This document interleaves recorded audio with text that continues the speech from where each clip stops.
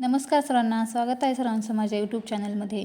मी आज बनवलेली आहे मेथीची भाजी। हे बघा, कढईमध्ये तेल टाकले, जिरे मोहरी टाकलेत, लसूण टाकले ठेचून, हळद टाकली अर्धा चमचा, लाल तिखट टाकले 1 चमचा आणि मेथी अशी छान निवडून धुवून टाकली त्यामध्ये।